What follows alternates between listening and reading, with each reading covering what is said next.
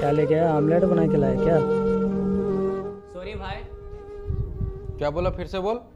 Sorry, आज सुबह हम लोग को ऐसे लड़ना नहीं चाहिए था। क्या अच्छा। तू सच में सॉरी बोलना चाहता है?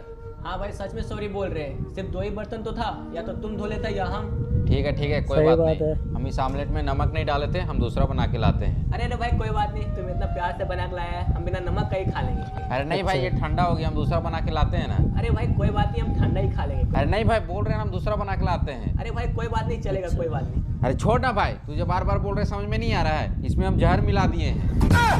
ओ भाई साहब, आज तो बाल बाल बच गया भाई। तो तू आज शमशान घाट में मिलता। नहीं तो आज पूरा काम तमाम था इसका तो।